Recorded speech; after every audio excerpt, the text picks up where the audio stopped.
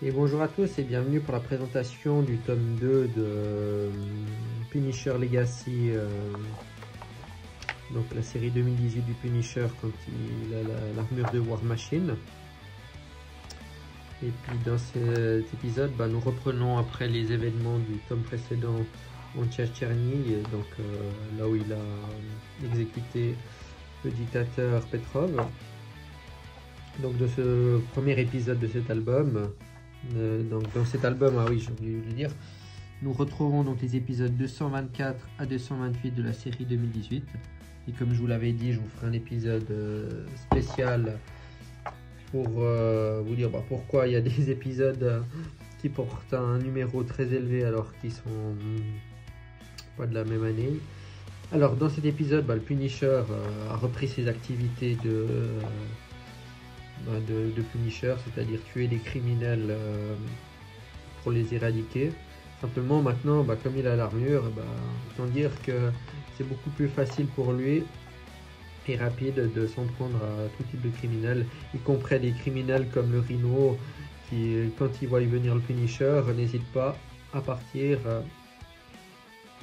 Et puis du coup ça fait une petite course poursuite. Mais bon, il faut savoir que maintenant Frank Castle, parce que bon, je vais pas vous raconter toute l'histoire Marvel, mais il y a eu l'événement Secret Empire où Frank a été du mauvais côté de la barrière, si on peut dire, vu qu'il a rejoint Hydra.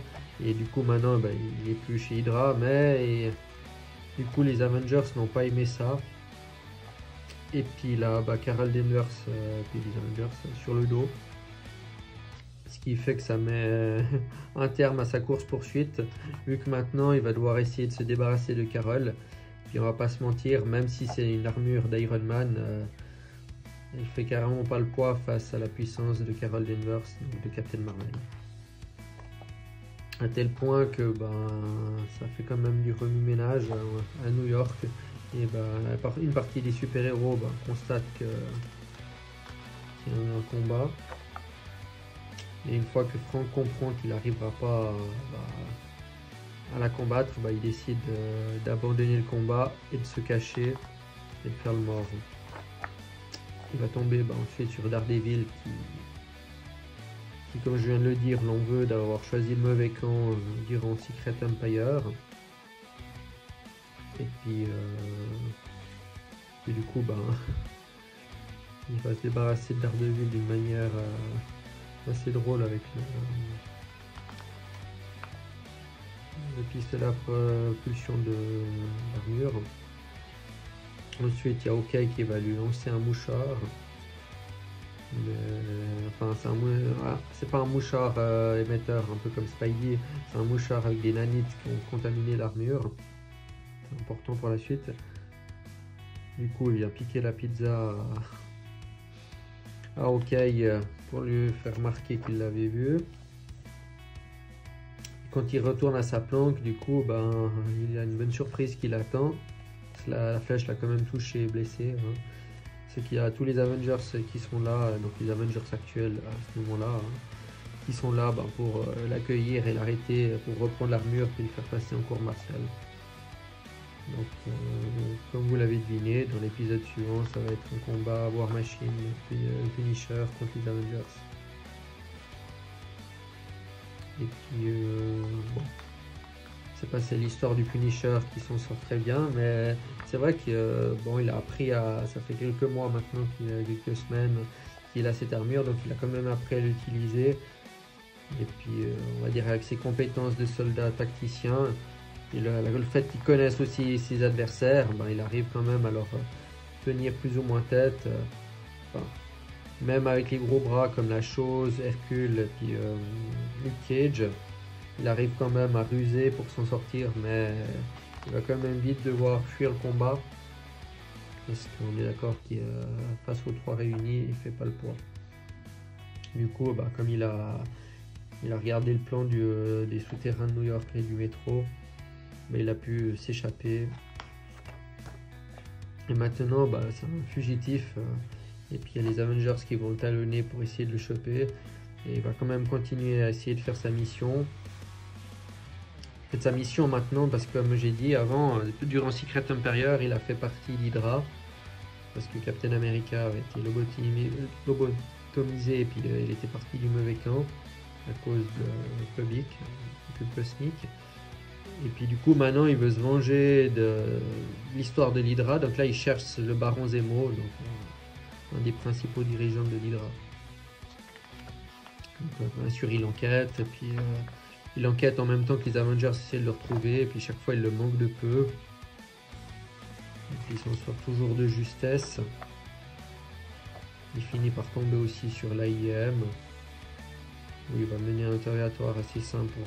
Du coup l'armure elle a été endommagée à cause des nanites que Hawkeye lui a tiré dessus, ce qui permet de le localiser, ce qui fait que les Avengers se trouvent facilement. Et quand il tombe sur l'AIM, du coup il va chercher un qui a les capacités en technologie pour justement l'aider. Et le froid ralentit la technologie, et alors du coup il le fait travailler dans un congélateur. D'ailleurs je pense qu'il doit se l'épeler comme ça, justement pour qu'il lui retire une grosse partie des nanites et qu'il soit plus difficile à localiser. Donc les Avengers bien sûr ils reçoivent l'aide de Nick Fury, parce que Nick Fury tient à récupérer son armure. Et Frank décide d'aller lui rendre une petite visite dès qu'il tombe sur lui.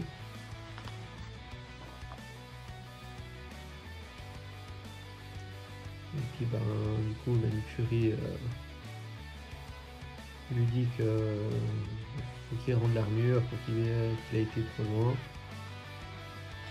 Et forcément c'est le Punisher, ça fait des années qu'il fait ça, donc il va pas s'arrêter parce que Fury lui demande d'arrêter.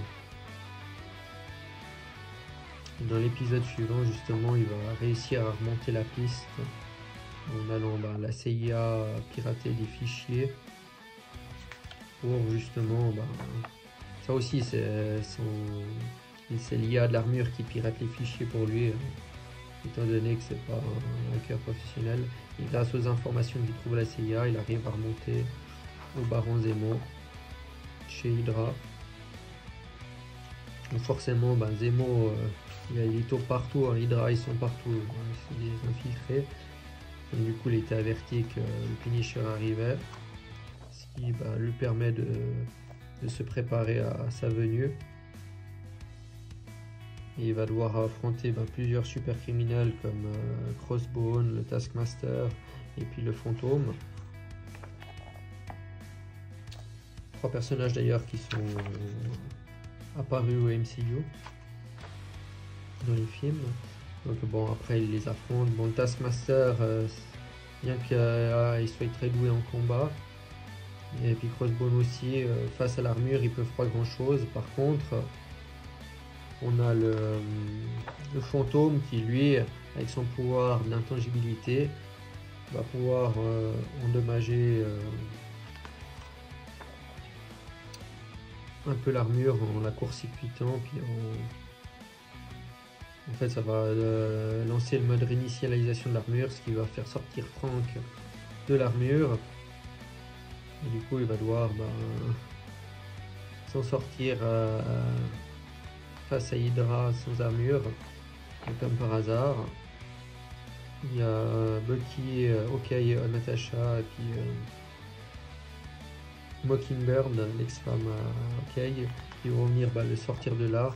Ils sont envoyés par Fury pour l'aider justement, parce que Fury veut récupérer l'armure mais veut aussi le faire passer en cours martial, donc il les a envoyés eux.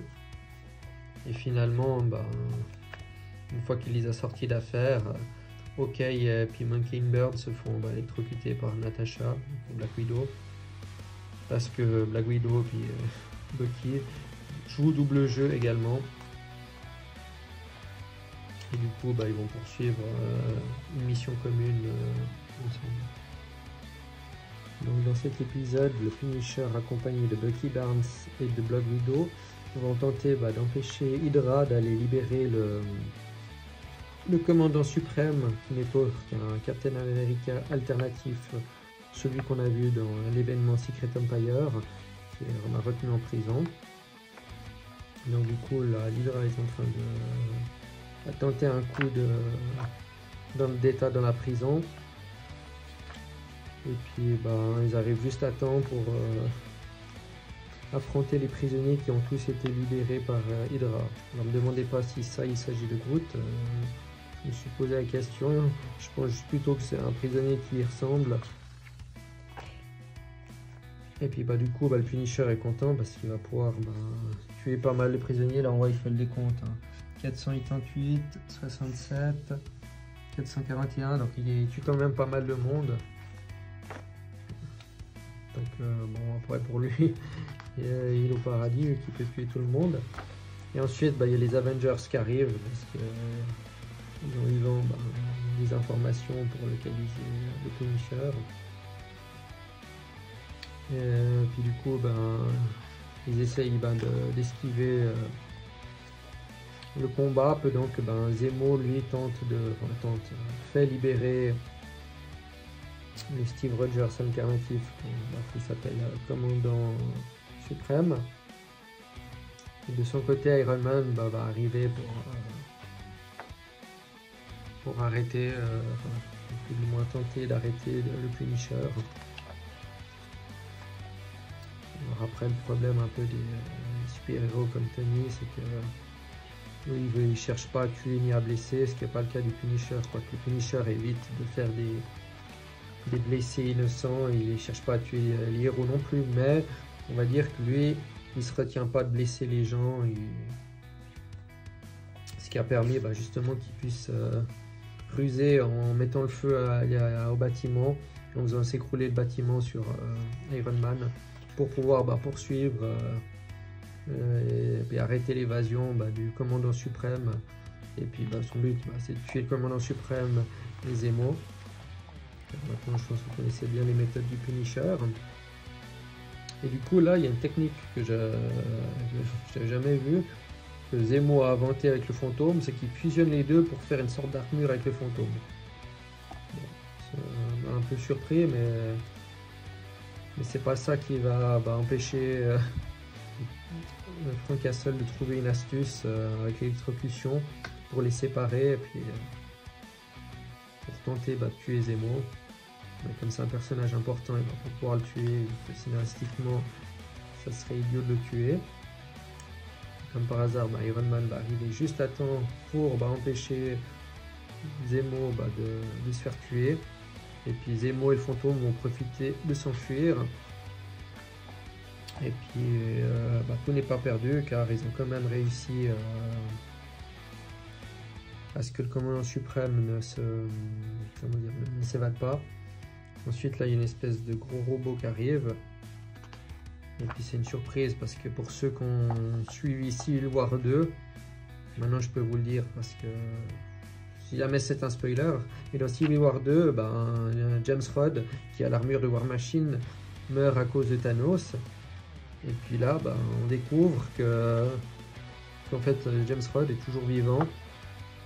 Et puis justement il réclame son armure, il demande au Punisher d'arrêter de l'utiliser à mauvaise escient parce que ça nuit à l'image de héros qu'il a créé avec cette armure. Et Frank Castle c'est pas non plus un voleur, alors il lui rend l'armure parce qu'il l'utilisait en pensant que Rhodes était mort, qu'il ne pourrait plus jamais l'utiliser. Donc du coup après il se rend, il se fait arrêter par le Shield. Le commandant suprême va retourner en prison du coup. Et puis le Punisher finalement reçoit un coup de main de Black Widow et du soldat de l'hiver pour se faire évader. Et puis c'est sur cette note que se termine c'était ce deuxième tome consacré au War Machine Punisher. C'est un tome que j'ai bien aimé. Mais alors je ne saurais pas dire lequel des deux je préfère entre celui-ci et le premier. Mais bon, j'aime plutôt bien la conclusion. Après, c'était des 100% Marvel, donc c'était au format série régulière de l'époque. Mais je pense qu'un Marvel de luxe sur cette histoire serait peut-être plus indiqué. En tout cas, actuellement, c'est disponible qu'en 100% Marvel de ce que j'ai vu. Donc voilà, j'espère que tu auras aimé cet épisode. Si c'est le cas, n'hésite pas à liker, à mettre un petit commentaire, à partager la vidéo et abonne-toi pour plus de présentations.